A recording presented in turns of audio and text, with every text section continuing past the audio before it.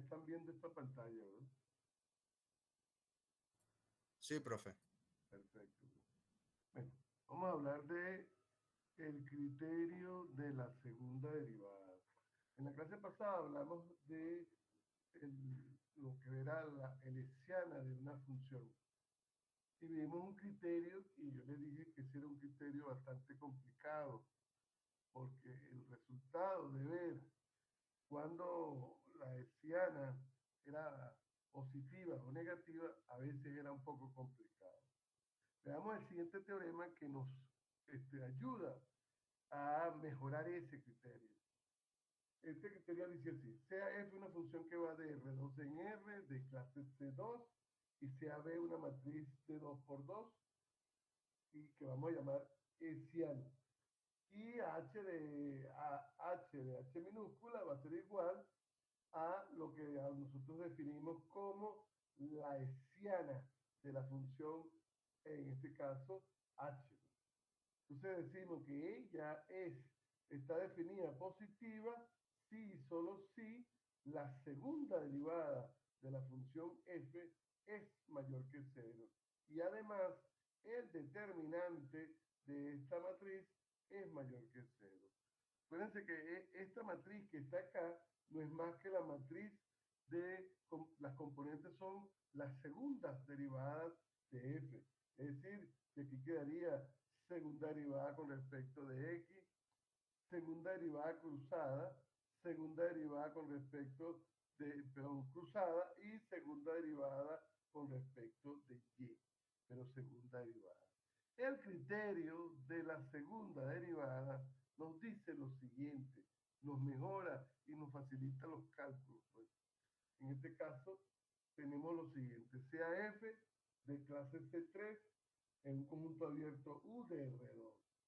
Entonces, diremos que un punto X0 y Y0 es un punto mínimo local y entre paréntesis estricto, pues, de F si cumple las tres condiciones siguientes. Primera condición, que X0 y Y0 sea un punto crítico. Es decir, que la primera derivada evaluada en X0 y Y0, tanto con respecto de X como con respecto de Y, deben ser igual a cero. En pocas palabras, la derivada de F evaluada en el punto X0 y Y0 es igual a cero. Segundo, si la segunda derivada evaluada en el punto X0 y Y0, segunda derivada con respecto de X, es mayor que cero, y además el determinante que dijimos de quién de D, quién es, en este caso de la matriz, es mayor que cero en ese punto, es decir, donde D es el determinante de la hessiana de F. Entonces, vamos a decir, vamos a tener que, en ese caso, que ese punto X0 y Y0 es un punto mínimo. Si cumple estas tres condiciones, él es un punto mínimo. Repito, él es un punto mínimo si ese punto es un punto crítico, si la segunda derivada con respecto de x evalúa en ese punto es mayor que cero y el determinante de la hessiana evalúa en ese punto es mayor que cero. Además, si en este caso la segunda derivada evaluada en x0, y0 con respecto de x es menor que cero, y las otras tres condiciones, es decir, la primera, que x0 y y0 sea un punto crítico, y tres, que el determinante de la matriz hessiana en el punto x0 y y0 es mayor que cero, entonces x0 y y0 es un punto máximo. En pocas palabras, tenemos aquí, para uno saber si un punto es un extremo, en este caso tenemos que primero buscar si ese punto es un punto crítico, es decir, busquemos los puntos críticos. Segundo, calculemos tanto la segunda derivada con respecto de x y la evaluamos en ese punto. Y vemos si es mayor o es menor. Si es mayor y además el determinante de la matriz hessiana es mayor que cero, entonces es un mínimo. Pero si pasa lo contrario, evaluando en la segunda derivada con respecto a x el punto y me da menor que cero, entonces es un punto máximo. ¿Qué otras condiciones podemos observar de este mismo teorema? Si el determinante de la matriz hessiana es menor que 0, entonces el punto x0 y x0 es un punto de silla. Si D, es decir, el determinante de la matriz hessiana evaluada en el punto x0 y x0 es igual a 0, y aquí viene la parte importante, aquí yo digo, es necesario hacer un análisis de f cerca del punto x0 y x0. Yo digo, por ejemplo, a través de las curvas de nivel o cualquier otro método, es decir, uno aplica cualquier otra cosa menos lo que acabamos de ver. Es decir, que tenemos una condición importante. El determinante de la matriz para que nos dé información del punto, el determinante de la matriz hessiana para que nos dé información del punto, debe ser o mayor que 0 o menor que 0. Si es menor que 0 y estamos hablando de un punto crítico, entonces es un punto de silla. Si el determinante evaluado en ese punto es mayor que 0, entonces tenemos que saber evaluar ese punto en la segunda derivada con respecto de x. Si me da mayor que 0, es un mínimo. Si me da menor que 0, es un máximo. Si me da que el determinante evaluado en ese punto es igual a 0, hay que hacer un estudio aparte de ese punto de f. Y eso lo vamos a ver más adelante, pues, con un ejemplito para que se den cuenta que se hace. Aquí yo digo, esos puntos donde el determinante de la matriz hessiana se hace 0, se llaman puntos críticos degenerados. Vamos a ver un ejemplo de cómo se utiliza este criterio. Me dicen, clasifique los puntos críticos 3, 2, 3 menos 2, menos 3, 2, menos 3, menos 2 de la función f de x y igual a x al cubo más y al cubo menos 27x menos 12y. Ya tenemos los puntos críticos. ¿Qué debo hacer? Calcular la primera derivada y la segunda derivada. Calculo la primera y segunda derivada, ¿ok? Y me queda que la primera derivada es, en el caso con respecto de x, 3x cuadrado menos 27. Con respecto de y, 3y cuadrado menos 12. Segunda derivada con respecto de x, 6x. Segunda derivada con respecto de y, 6y. Las derivadas cruzadas son 0. Calculo el determinante de la matriz hessiana, que no es más que este producto y menos este producto menos la derivada cruzada al cuadrado. Vean que al yo sustituir, me queda entonces que el determinante de la matriz hessiana en cualquier punto es 36xy. Ahora necesito analizar los puntos críticos. Agarro el primer punto crítico. Evalúo la segunda derivada con respecto de x y me da que es positiva. Ahora necesito ver cómo es el determinante evaluado en este punto. Me da que era positivo, por lo tanto, en ese punto es un mínimo local.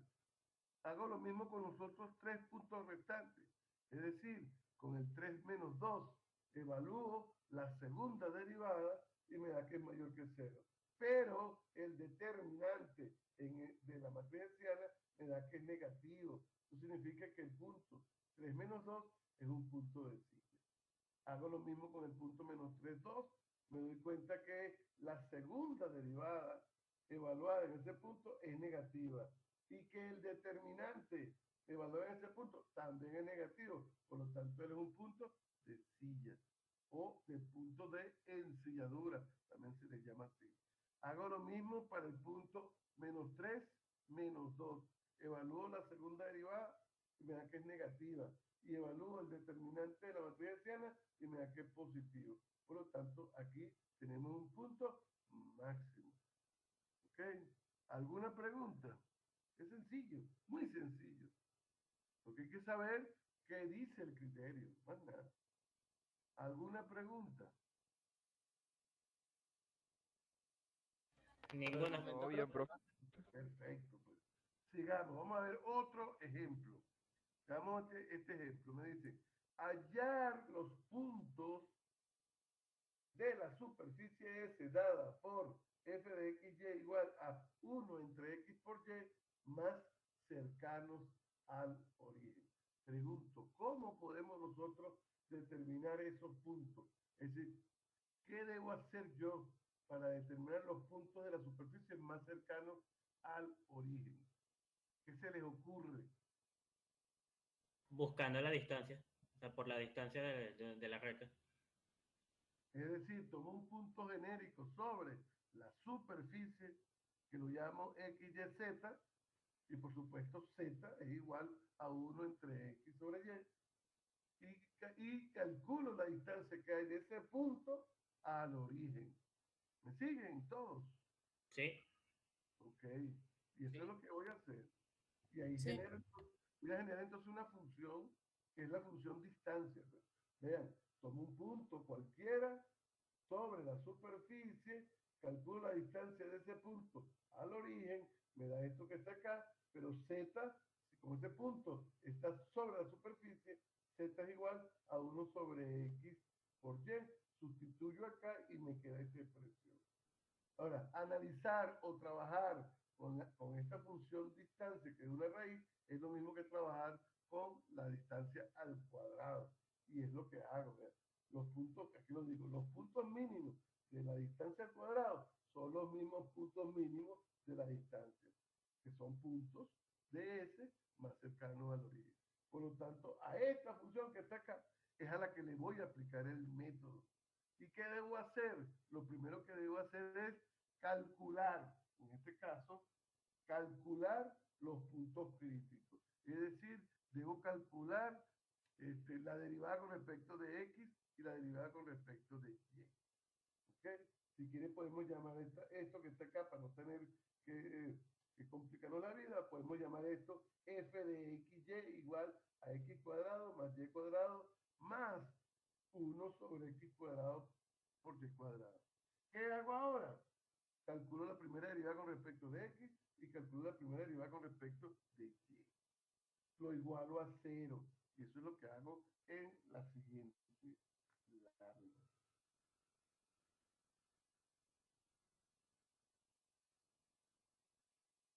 Aquí estoy. Entonces calculo las derivadas con respecto de x con respecto de y. Que no es más que también el gradiente. Acuérdense, la derivada de la función f es el gradiente de f. ¿Y el gradiente quién es? Las derivadas parciales con respecto de x con respecto de y. Igualo a cero. Aquí es donde vamos a tener nosotros problemas en cómo saber resolver este tipo de sistemas, porque es un sistema no lineal. Entonces hay que buscar la manera de resolverlo. ¿Qué hice yo? Yo primero, como igualdad a cero, entonces paso un término al otro lado de la igualdad, simplifico los dos y despejo y cuadrado. Cuando yo despejo de aquí y cuadrado, me queda que y cuadrado igual a 1 sobre x a la 4. Hago exactamente con lo que está aquí abajo, pero en vez de despejar x, y cubo, voy a despejar x cuadrado. Despejo x cuadrado y me queda que de esta forma. Eso significa que si yo sustituyo donde está y cuadrado, aquí, donde esté y cuadrado, lo sustituir por 1 sobre x a la 4. Como tengo que x cuadrado es igual a 1 sobre y a la 4, es lo mismo que 1 sobre y cuadrado elevado al cuadrado. Por lo tanto, me queda esta expresión que está acá. X al cuadrado igual a 1 entre 1 más x a la 4 al cuadrado. Aquí elevo al cuadrado, aplico doble C y me queda que esto que está acá no es más que tener x cuadrado igual a x a la 8. Paso el x cuadrado al otro lado de la igualdad y genero este producto. Para que un producto sea igual a 0, este x cuadrado debe ser 0 o este producto, es decir, x a la 4 menos 1, debe ser igual a 0. Pero no tomo x cuadrado igual a 0. Pregunto, ¿por qué no tomo x cuadrado igual a 0? Porque estamos usando una función que estaba con el x en el denominador, ¿verdad? Exacto, porque x Por es el dominio. distinto de 0. Ok. Aquí, vámonos hacia atrás. No hay que olvidar, aquí, ya va, aquí, fíjense, esta función está definida para todo x, y, excepto para x igual igual 0, o ambos 0. Esto no puede ser 0, por eso es que no lo tomo, ¿ok? Por esa razón. Ok. ¿Qué hago ahora? Después que tengo esto, bueno, igualo x a la 4 menos 1 igual a 0. Resuelvo, es una ecuación de un polinomio, resuelvo y me queda que x igual a más o menos 1. Si x igual a más o menos 1, y igual a más o menos 1 también. Por lo tanto, ¿tengo cuántos puntos críticos? 4. 1, 1, 1 menos 1, menos 1, 1 y menos 1, menos 1. ¿Qué voy a hacer ahora? A cada uno de estos puntos voy a, voy a aplicarle el criterio y le aplico el criterio. Para yo aplicar el criterio necesito calcular la segunda derivada. Es decir, voy a calcular la segunda derivada con respecto de x y la segunda se me repite esta la misma. Y la segunda derivada con respecto de y las cruzadas. Entonces calculo aquí, vamos a pasar a la próxima lámina, me quedaría, digo, empleando el último criterio, tenemos que calcular la segunda derivada con respecto de x, calcular la segunda derivada con respecto de y la derivada cruzada. Calculo el determinante de la matriz hessiana y me da esta expresión que está acá. ¿Y qué voy a hacer ahora? Evaluar. ¿En dónde? En la segunda derivada.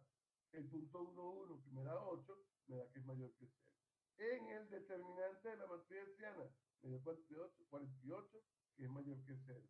Por lo tanto, el punto 1, 1 es un mínimo local. Voy con otro. Con el punto 1 menos 1.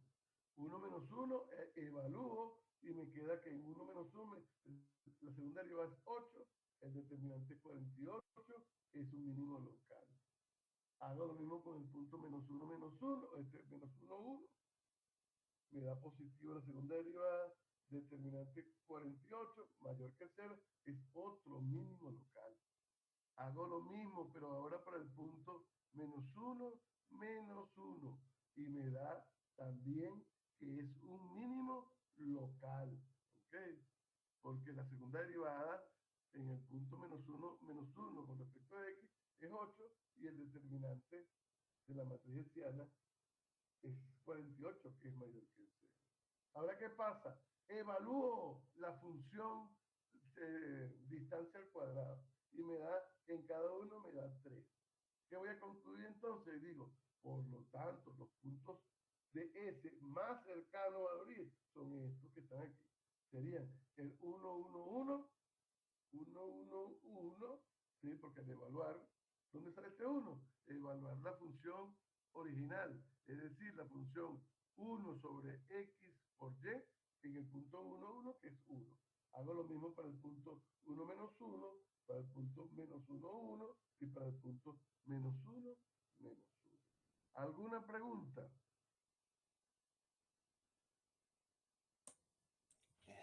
Si uno hubiera dado, o sea, si aquí todos dieron que eran mínimos locales, ¿no? Si uno hubiera dado que era máximo, entonces no contaría. No lo tomo porque recuerda que tú quieres buscar los puntos más cercanos al origen. Es decir, los puntos más cercanos serían la mínima distancia que hay. Ahora, si están pidiendo los puntos más lejanos y el dominio de la función es un conjunto cerrado, entonces es otro problema. Oh, ok, era para confirmar. También gracias. Okay. Dale. Entonces ahora vamos a ver otro ejemplo. Vean este ejemplo. Me dice, determine los puntos críticos y clasifíquelos de f de x y igual a por x cuadrado más b por y a la 4. Vean que aquí este es un problema donde no sé cuánto es a, sé que a es una constante y b es otra constante, pero tengo que analizarlo. No lo puedo tomar a la ligera. A y b pueden ser cualquier constante, tanto positiva como negativa. Pero lo primero que yo voy a hacer es hallar los puntos críticos. Es decir, calculo la primera derivada con respecto de x, primera derivada con respecto de y, igualo a 0 y obtengo los puntos críticos. Luego, ¿qué hago? Calculo la segunda derivada con respecto de x, segunda derivada con respecto de y, derivada cruzada con respecto de x, y determinante de la matriz hessiana y evalúo. Cuando calculo los puntos críticos, fácilmente me queda que X es igual a 0 y Y es igual a 0. Son los únicos puntos críticos. Ahora los clasifico. ¿Cómo los voy a clasificar? Usando mi fórmula. Calculé las derivadas. Como dije, calculé el determinante y ahora evalúo. Cuando yo evalúo en la segunda derivada, me da 2A. Pero el determinante de la matriz hessiana me da 0. ¿Qué significa que da 0? Que ese es un punto crítico degenerado. Es decir, que no tengo ninguna información con respecto al criterio que teníamos antes, ¿de acuerdo? Por lo tanto, aquí debo hacer entonces un estudio alrededor del 0,0 de la función original. Entonces, como dije, A y B son constantes. Entonces, A y B pueden ser positivas y negativas. Entonces, ¿qué vamos a hacer? Vamos a tratar de, primero, tomar que A y B sean positivas los dos a la vez, o que A y B sean negativas los dos, o que A y B sean uno negativo y otro positivo, para analizar qué pasa alrededor del 0,0. Para ello, entonces, como dije, debo analizar la función f de xy igual a por x cuadrado más b por y cuadrado. Y necesito que ambos sean positivos. Entonces, yo puedo tomar cualquier dos puntos cualesquiera que representen a y b que sean positivos. Pero entonces voy a tomar, para no complicarme la vida, voy a tomar ambos iguales a 1. Ambos son positivos. ¿Sí? Y me quedaría de la siguiente manera. Si ambos son positivos iguales a 1, me queda que la función es de esta forma. ¿Ok? Ahora, ¿qué pasa? Yo necesito saber qué pasa con esta función en el origen. Ahora analizo. Fíjense, la regla de correspondencia es x cuadrado más y a la 4. Para cualquier valor que yo meto aquí, esto va a ser mayor que 0. Excepto que cuando yo sustituya 0, 0, esto es igual a 0. Es decir, que esta función va a ser mayor o igual que 0. ¿Y quién es 0? 0 es el valor de la función en el origen. Pero esto que está acá es la definición de punto mínimo. Es decir, que el 0, 0 es un mínimo para esta función cuando ambos son positivos. Hago lo mismo, pero que ambos sean negativos. Y de nuevo, tomo dos números sencillos. En este caso, tomé A igual B igual a menos 1. Y me queda esta expresión. Observo que esto siempre, para cualquier valor que la introduzca, aquí va a ser negativo. Excepto que cuando x sea 0 y y sea 0, esto va a ser 0. Es decir, que esto siempre va a ser menor o igual que 0. ¿Y quién es 0? El valor de la función en 0. Eso significa que el 0, 0 es un máximo local. Hago lo mismo, pero ahora voy a tomar que uno sea positivo y el otro negativo. Entonces, tomo dos números sencillos. ¿Cuáles? A igual menos 1, B igual 1. Y tengo la función f de xy igual a menos x cuadrado más y a la 4. Pero aquí no puedo aplicar lo que apliqué en el caso anterior.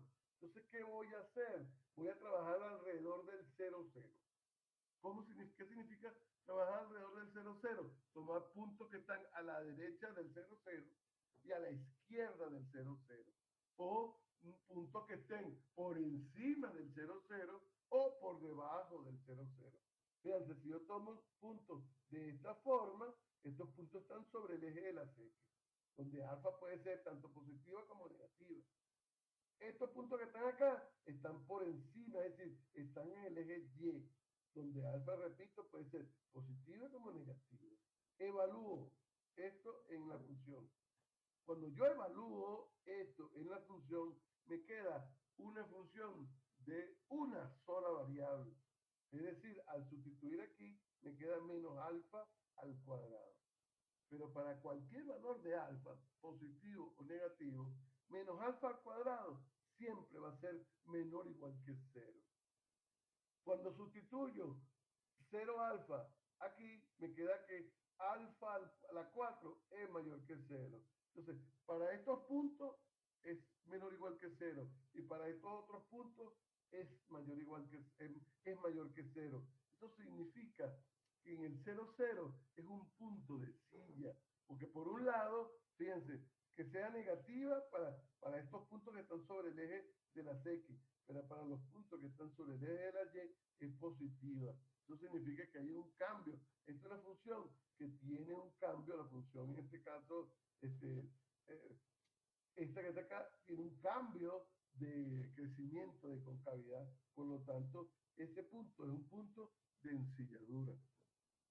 Esto es lo que yo digo que se debe hacer cuando el determinante de la matriz hessiana me dé 0. ¿Ok? Y vamos a analizarlo alrededor del punto que tenemos, el punto crítico que da por resultado que la determinante de la matriz sea igual a 0. Se hace un estudio, en este caso, muy particular para ver qué pasa alrededor de este punto. ¿Alguna pregunta? Profe, sí, yo Sí. tengo una pregunta. En este caso, creo que la función inicial no tenía como problemas con el dominio, pero en dado caso de que si tuvieran un problema con el dominio, ¿verdad? Al hacer este estudio no podríamos tomar cualquier valor, ¿cierto? No, ¿Cómo sería en ese caso? bueno, depende de la función que tenga. ¿Entiendes? Depende. O sea, eso va a depender de la regla de correspondencia. Vamos un momentico en la función aquí. Eso va a depender de la función como tal, pues. Aquí el problema no es la función como tal. Aquí el problema es que estos que está acá no te dicen cómo son. Pueden ser positivos o negativos. ¿Sí? ¿Me sigue lo que te estoy diciendo? Sí, profe. Ok. Entonces, eso va a depender de esto. O sea, no te puedo decir, mira, si pasa esto, tú tienes que hacer esto otro. No. Eso depende de esto de la regla de correspondencia como tal, pues. ¿De acuerdo? Ok, sigamos, pues. Aquí. Ahora vamos a hablar de máximos y mínimos globales o absolutos. Ya eso lo sabemos realmente. ¿Cuándo tenemos un máximo absoluto? Sí, en ese punto. Pues en el caso de, si x0 es un máximo absoluto, la función evaluada en x0 va a ser mayor para todo x que de la función. O todo lo contrario, es un mínimo si pasa lo contrario. En pocas palabras, ¿qué le está diciendo? Yo tengo un máximo absoluto si es el mayor de todos. Tengo un mínimo absoluto si es el menor de todos. La comparo. Ok, tenemos el siguiente teorema, sea de un subconjunto de Rn cerrado y acotado. Y me dicen que f es una función que va de D en R y que es continua. Entonces me dice el teorema, entonces existen puntos x0 barra, x1 barra en D donde f alcanza sus máximos y sus mínimos. ¿Qué me está diciendo este teorema? Que toda función continua en un conjunto cerrado y acotado tiene máximos y tiene mínimos. ¿Ok? Se alcanza sus valores máximos y mínimos. Es decir, que eso me garantiza lo que estoy diciendo. Toda función continua en un conjunto cerrado y acotado tiene máximos y mínimos. ¿Qué otra cosa tenemos? Aquí lo volví a escribir. Lo corrijo después. Aquí en esta lámina estoy diciendo lo mismo. Aquí, vamos a ver qué se debe hacer para uno hallar máximos y mínimos en una región con frontera, es decir, una región acotada y cerrada. ¿Okay? Entonces tenemos lo siguiente. Si yo tengo una función hecha que está definida en un conjunto D que es cerrado acotado, y en este caso me están diciendo que D tiene como frontera una curva cerrada suave. ¿Qué significa cerrada? Bueno, que es, por ejemplo, una circunferencia, una elipse, cualquier cosa, pero es una curva cerrada. Y suave significa que en todos sus puntos, excepto un número finito de ellos, siempre voy a tener recta tangente. Es decir, voy a tener derivada. Ok. Para yo hallar los máximos y mínimos absolutos de f en su dominio, lo primero que debo hacer es, primero, buscar los puntos críticos. Segundo, voy a trabajar primero entonces, después que yo hallé los puntos críticos, voy a agarrar los puntos críticos que están en el interior de la región D. Y a esos puntos críticos que están en el interior de la región D, le aplico el criterio de la segunda derivada. Luego, para saber qué pasa con esos, busco los puntos críticos que estén en la frontera. Los puntos críticos que estén en la frontera, también debo aplicarle, en este caso, el mismo criterio, pero lo debo hacer por separado. Primero uno en el interior y después los que están en el borde, en la frontera.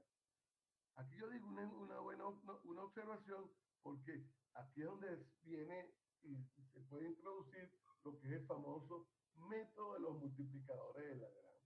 Aquí yo digo, si D es una región limitada por una familia de curvas suaves, como por ejemplo un cuadrado, se sigue un procedimiento análogo, pero incluyendo los puntos que unen a la curva. En el caso del cuadrado, las esquinas. ¿Qué estoy diciendo con eso? Fíjense.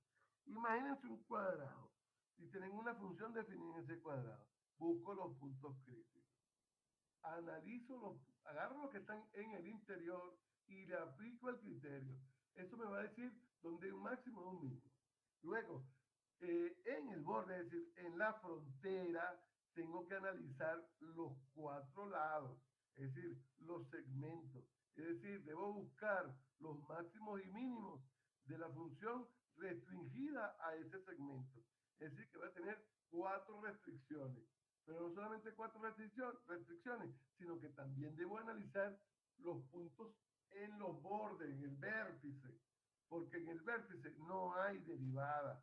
Puede ser que hay un pico, entonces ahí no hay derivada, pero tengo que analizar qué pasa en esos vértices, en el caso del cuadrado. En el caso de una región cuya frontera está definida por un conjunto de curvas, entonces vamos a buscar los puntos máximos y mínimos de la función f restringida a cada una de las curvas que tiene como frontera la región D. ¿Okay? Aquí yo digo algo muy particular. Aquí digo, una forma de cumplir con dos, dice, en el plano es hallar una parametrización suave de la frontera. Pero para yo hallar una parametrización, tengo que hacerlo con cada una de las curvas que me definen la frontera de D. Si en el caso de un cuadrado, que es el caso más sencillo, tendría que parametrizar 4 segmentos de curva. Es decir, porque el cuadrado tiene 4 lados. Pero otra forma de uno hacer uso de buscar los puntos máximos y mínimos en la frontera es el famoso método de los multiplicadores de Lagrange. ¿Por qué se utiliza el método de los multiplicadores de Lagrange? Porque el método de los multiplicadores de Lagrange te da los puntos máximos y mínimos, pero críticos de una función sobre o restringida a una curva. Es decir, uno va a buscar máximos y mínimos de una función que está restringida a ciertas funciones. Que eso lo vamos a ver más adelante. Vamos a ver primero un ejemplo de cómo hallar máximos y mínimos de una función restringida o definida en una región cerrada y acotada. Veamos el siguiente ejemplo. Este ejemplo me dicen, sea esta función f de xy, x cuadrado menos 4xy menos y al cubo más 4y, encontrar el máximo y el mínimo absoluto de f en la región triangular R que tiene como vértice estos tres puntos. Entonces, ¿qué es lo primero que debo hacer? Lo primero que voy a hacer es graficar. Voy a graficar el rectángulo en el cual estoy restringiendo el dominio de esta función. Lo restringo. Es decir, grafico el triángulo. Me queda que el triángulo es ese que está ahí. ¿Qué es lo segundo que yo debo hacer? Lo segundo que yo debo hacer es hallar los puntos críticos de F que estén tanto dentro del rectángulo como los que estén en el borde. Es decir, yo debo hallar los puntos críticos que estén aquí adentro y los puntos críticos que estén en la frontera. Entonces, para hallar los puntos críticos, ¿qué debo hacer? Calcular la derivada de la función f. Es decir, calcular la derivada parcial de f respecto de x, derivada parcial de f respecto de y e igualar a 0. Lo hago. Cuando calculo eso e igualo a 0, eso me genera un sistema de ecuaciones. Vean que este es un sistema de ecuaciones que es no lineal. Igualo a 0, aquí obtengo que x es igual a 2y. Igualo a 0 y tengo que 3y cuadrado menos 4x más 4 igual a 0. Agarro donde esté x, sustituyo por 2y, es decir, aquí, y al sustituir me queda una ecuación cuadrática que todos sabemos resolver. Buscamos los valores de y, que son 2, y obtenemos que tenemos y1 igual 2 y y2 igual a 2 tercios. Si y1 vale 2, al sustituirlo aquí, x1 vale 4. Si y2 vale 2 tercios, al sustituir aquí, x2 vale 4 tercios. Entonces tengo dos puntos críticos. Ahora, yo necesito saber si esos puntos están en el interior. Yo aquí no hice esos cálculos porque rápidamente dije, sí están. No lo voy a hacer para que ustedes me digan cómo verifico que estos puntos están en el interior del rectángulo. ¿Cómo lo verifico? Del triángulo, perdón. ¿Cómo verifico que ese punto 4,2 y el punto 4 tercios, 2 tercios están en el interior del triángulo?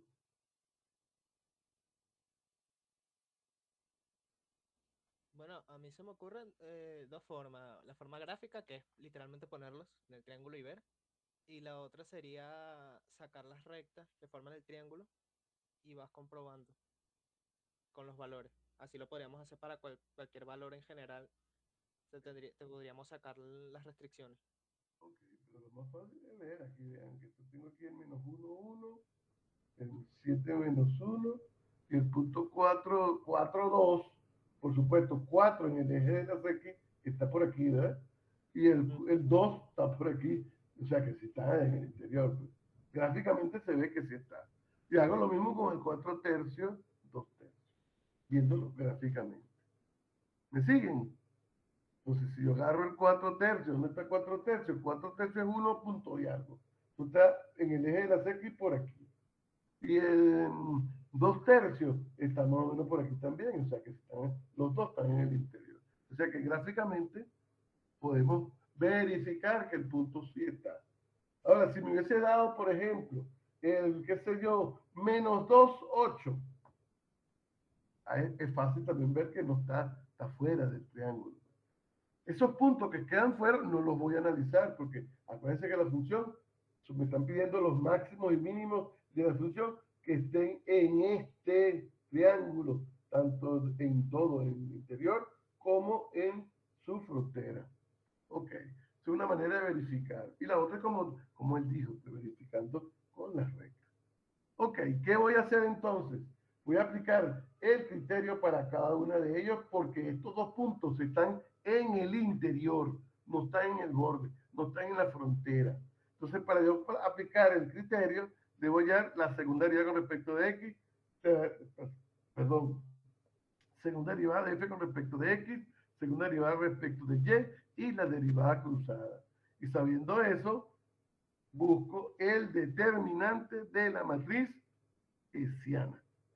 Y me queda lo siguiente.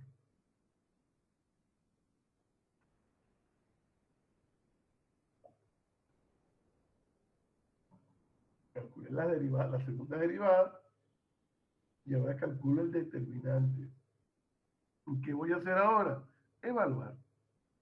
Para el 4,2 me queda que la segunda derivada con respecto de x es positiva. El determinante en en el punto 4 es positivo, eso significa que en ese punto hay un mínimo local. Y la función, es decir, el valor mínimo es en este caso 0, porque evalúo el punto 4,2 en la función y este sería el valor mínimo.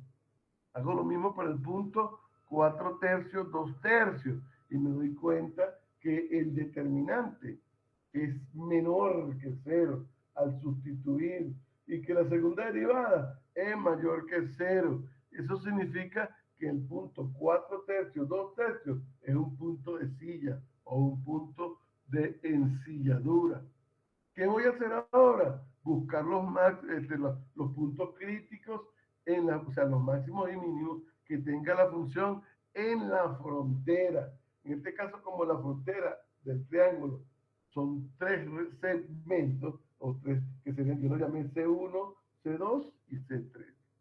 Entonces, ¿qué voy a hacer? Voy entonces, como se dijo al inicio, voy a agarrar ese segmento que llamé C1 y lo parametrizo. Es decir, yo llamo C1 al segmento que se mueve desde -1 hasta 7. Ya va. Aquí. Es decir, parametrizo un segmento. Tengo un segmento que es paralelo al eje X, tengo un segmento que es paralelo al eje Y y un segmento que pasa por el origen. Entonces, este es el segmento que es paralelo al eje X. Lo parametrizo. ¿Y ahora qué voy a hacer? Voy a restringir la función a ese segmento. Cuando yo restringo la función f a ese segmento, lo que estoy haciendo es componiendo la función f con el segmento C1 de t. Cuando yo lo restringo, es decir, cuando yo lo compongo, me queda una función que yo llame G1, pero que depende de una sola variable. Como depende de una sola variable, y yo quiero saber si ahí la función tiene punto crítico, ¿qué se hace cuando tenemos una función de una sola variable? También se calcula la primera derivada, está igual a 0, y eso que me dé 0 es un punto crítico. Y eso fue lo que hice. Derivé igual a 0 y obtuvo que t igual menos 2 es un punto crítico. Ahora bien, este punto, t igual menos 2, debe estar dentro de este segmento. Y obviamente que no está. Por lo tanto, la función no tiene extremos en el segmento -1, 7 abierto. Acuérdense, cuando t vale -1 o t vale 7, estoy en el extremo. Entonces, ¿qué pasa? Ahí no hay derivada y ahí tengo que analizarlo por separado. Pues. Ahora aquí digo, ¿cómo la función f compuesta con C1 es creciente? ¿Cómo sé yo eso? Aquí calculo la primera derivada y analizo. ¿Cómo sé yo cuando una función es creciente o decreciente? Una función de una sola variable, analizando la primera derivada. Y analizo la primera derivada, donde la primera derivada sea mayor que 0, la función crece. Donde la primera derivada sea menor que 0, la función decrece. Entonces, si yo analizo esto, me doy cuenta que esto siempre va a ser mayor, va a ser mayor que -2. Perdón, que la función primera derivada va a ser positiva para t mayor que -2. Y t mayor que -2 incluye este intervalo que está acá. Por lo tanto, la función f compuesta con C1, ahí, en ese intervalo, es creciente. Y si es creciente, entonces eso significa que el mínimo de la función está en este extremo y el máximo está en el otro extremo. Es decir, el mínimo sería -1, -1. Es decir, cuando te vale -1, estoy en -1, -1. Y el máximo en el punto extremo, que sería 7, al sustituir 7 menos 1. Por ser una función, esta que está acá, creciente. Porque si es creciente, es de esta forma. No significa que aquí en este puntico es mínimo y aquí es máximo. Eso es lo que estoy diciendo acá. Es decir, que entonces la función original en los extremos, aquí vale -8 y aquí vale 72. Mínimo, máximo. Hago lo mismo, pero para el segmento C2. Es decir, voy a llamar C2 el segmento que es paralelo al eje Y, que es el más fácil para uno parametrizar. Hago lo mismo. Es decir, parametrizo el segmento C2 y al parametrizarlo me da esto que está acá, que sería 7T con T entre menos 1 y 7. Compongo F con este segmento y me da esta función. Analizo, calculo la primera derivada, busco donde se hace 0 y obtengo que se hace 0 para T igual a, para dos valores. Aquí voy a tener dos valores donde se haga 0 la primera derivada, porque cuando yo derive esto, aquí me va a quedar una ecuación cuadrática. Yo no lo hice, pero por un lado me dio menos raíz de 8 y por otro lado raíz de 8.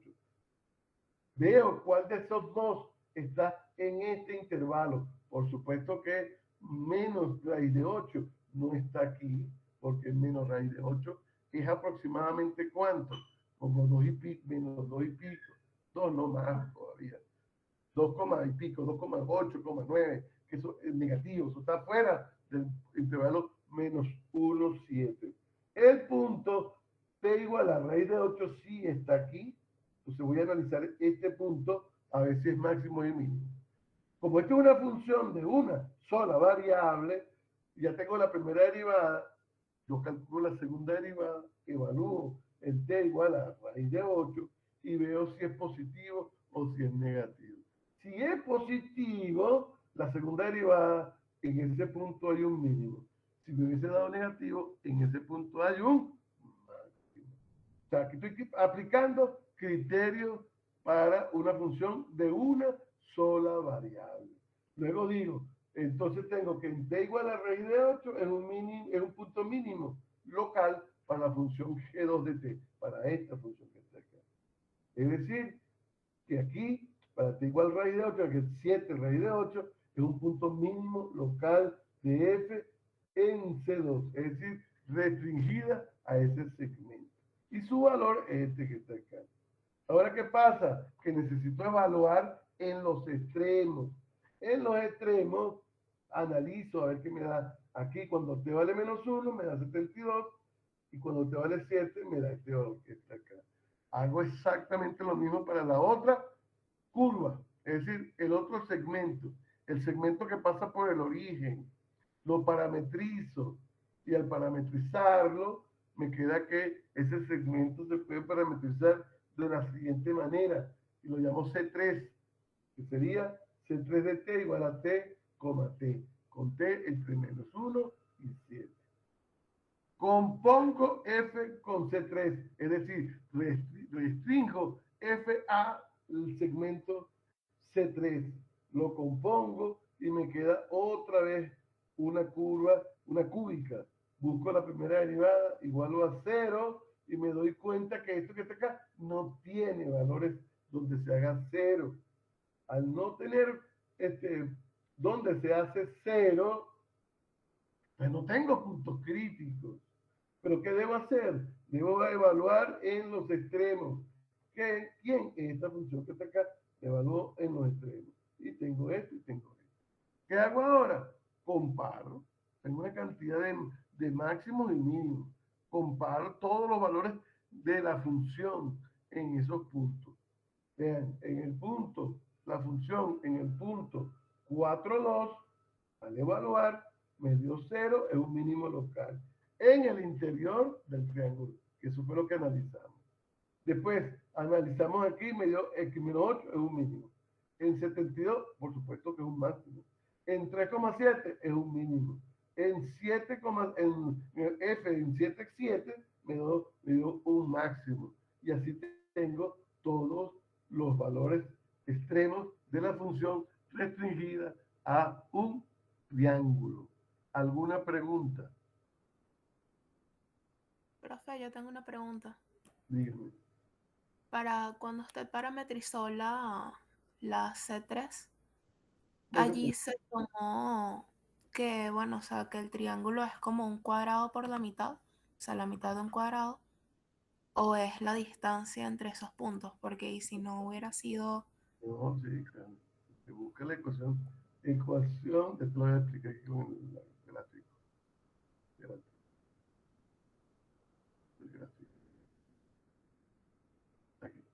Fíjense, tenés ese es el gráfico del triángulo.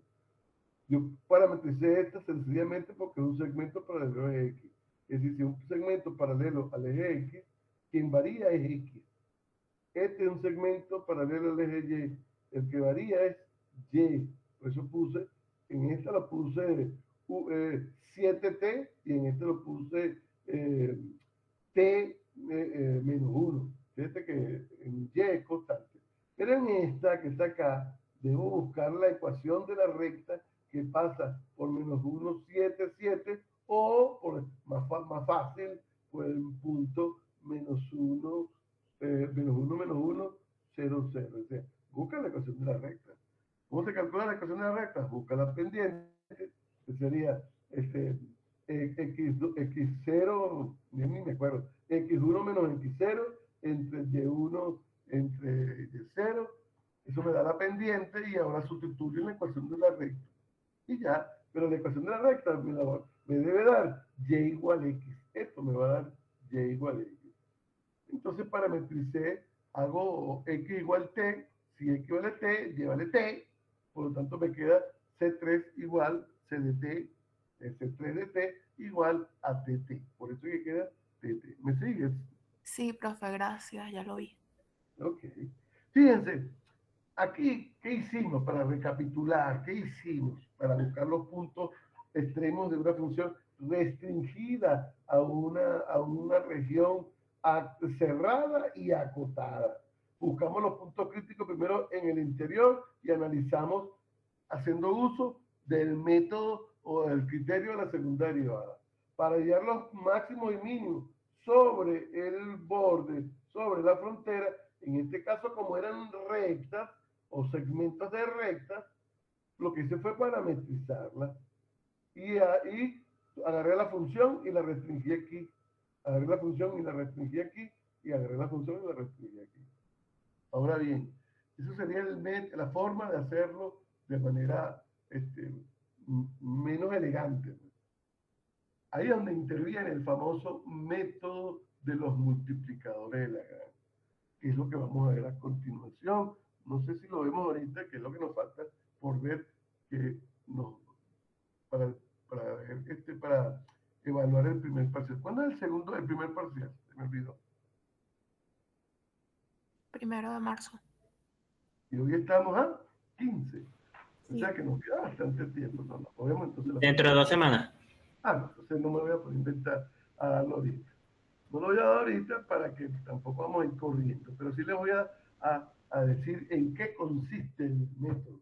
Fíjense, aquí hicimos unos cálculos sobre este segmento, sobre este segmento. Restringimos la función sobre esto y me dio una función de una sola variable. Aplicamos el criterio para hallar máximos y mínimos de una función de una sola variable. Lo mismo lo hicimos para este y lo mismo lo hicimos para este. El método, cuando uno lo utiliza, no hay necesidad de hacer eso que yo acabo de hacer aquí, sino que directamente con lo que él te va a decir dónde están los máximos y mínimos sobre, en este caso, la frontera. Siempre vamos a analizar en el interior aplicando el segundo criterio el criterio de la segunda derivada. Pero cuando tenemos frontera, en la frontera, podemos aplicar lo que yo acabo de hacer o aplicar el famoso método de los multiplicadores de Lagrange, que es lo que vamos a ver en la clase que viene. La clase que viene vamos a hablar de eso, que sería la última clase. Es decir, que nos quedaría todavía 3 clases para, 3 clases, sí, porque apenas estamos hoy a 15. Si estamos a 15, nosotros dijimos que el primer parcial es el 1 de marzo. Sí. Sí, profesor. Sí, Entonces, imagínate, nos quedarían 2 clases, que es la que viene y el lunes y el miércoles. No, lunes, miércoles y lunes de nuevo. Es decir, que podemos dar el lunes el método de los multiplicadores de Lagrange, el miércoles una clase de repaso, la primera clase de repaso, y el lunes siguiente la otra clase de repaso. ¿Estamos claros? Sí. Sí, profesor. Sí. Sí, profe. Ok, entonces vamos a ver si tenemos preguntas con relación a la guía. Sí, yo tengo preguntas. Ajá, O sea, dígame. vamos a ir de atrás hacia adelante. Primero con el capítulo 4. Ya va, déjame abrir la guía. Sí, sí. Mientras tanto, tú me vas diciendo, O si quiere yo comparto mi pantalla porque ya lo tengo abierto aquí. ay, tranquilo, porque si la tengo que abrir igual. O sea, Bueno. tengo que abrirla para saber qué es lo que qué es lo que te estoy preguntando, qué es lo que tú me estás preguntando. Ya. Tenemos tiempo suficiente para todo esto. Ok.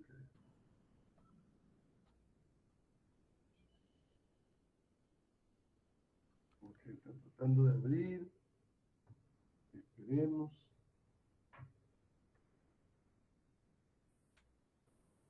Ok, ya va. Ok, ya voy. Empecemos con con qué capítulo me dijiste. Capítulo 4, parte 1. Capítulo 4, parte 1.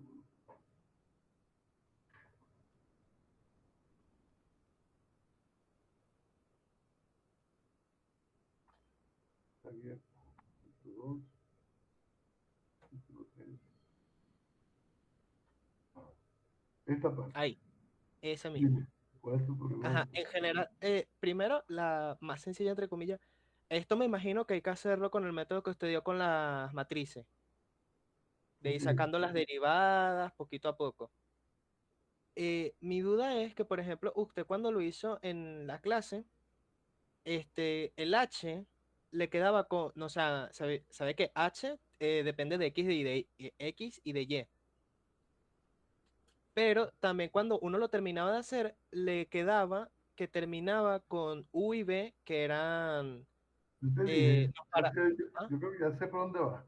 Yo dije, fíjate, en este problema, por ejemplo, aquí me Ajá. piden, en la pregunta de calcular la variable parcial de U respecto de R. Eso significa Ujú, que R es una variable independiente. T es la ujú. variable independiente. Yo te dije que lo más fácil para tú hallar esa derivada sería generar un diagrama de árbol. Y al final te van a quedar lo que corresponde, que sería la derivada parcial de U respecto de R va a ser igual a la derivada parcial de U respecto de X por la derivada parcial de X respecto de R, más derivada parcial de U respecto de Y por la derivada parcial de Y respecto de R. ¿Me sigues? Sí, sí, Y al sustituir, después todo te tiene que quedar en función de las variables R y independientes. T. Sí, sí, es que yo lo hice así primero, porque ¿Verdad? ajá, usted lo había recomendado, pero yo soy curioso y quise hacerlo desde la otra forma para entenderla también y practicar. Y entonces me quedaba por lo menos la X y la Y, me quedaba como también variables independientes, entre comillas.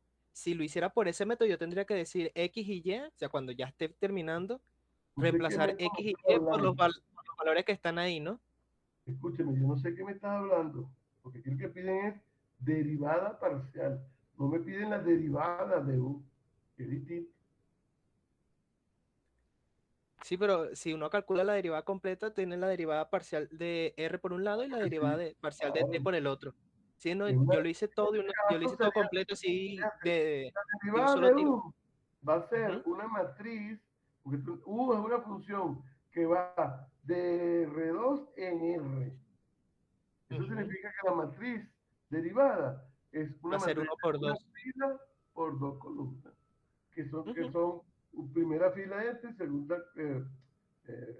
la primera fila, primera columna R y la esta segunda T. y la segunda y esta. O sea, no veo Ujú. por qué te queda distinto. No te debe quedar distinto. No, no, sino que no es que me quede distinto, sino que me queda con X y con Y. O sea, siguiendo Todo los te debe pasos como quedar en usted lo hizo función, pero de ajá, todo te debe quedar en función de las de variables R y T. independientes. Siempre. ¿Qué otra Ok. cosa? en este segundo, el de al lado, bueno, no, antes de eso. En este ejercicio me imagino que ajá, la broma es hacerlo así con el diagrama de árbol y la broma.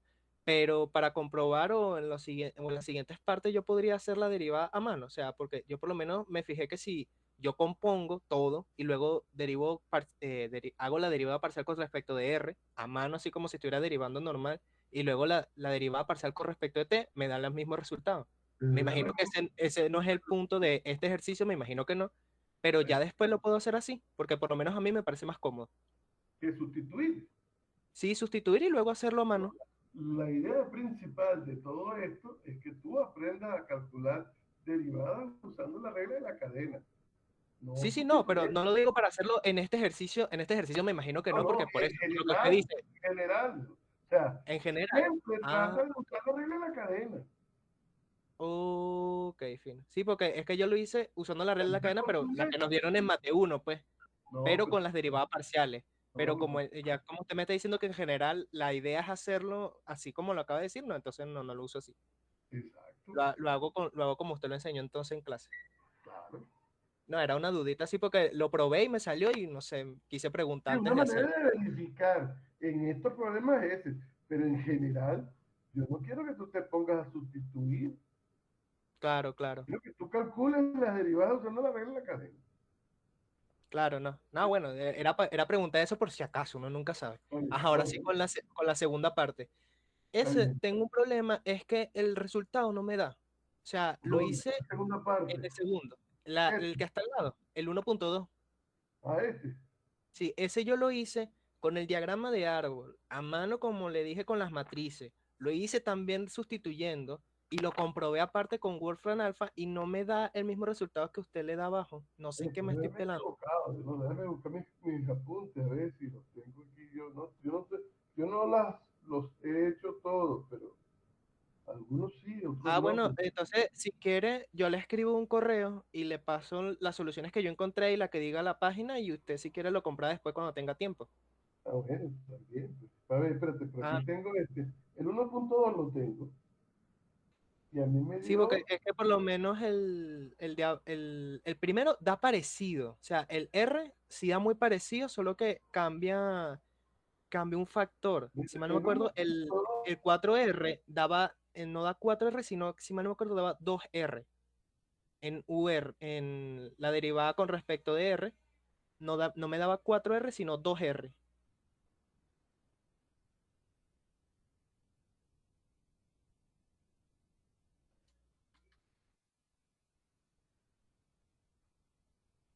¿Aló?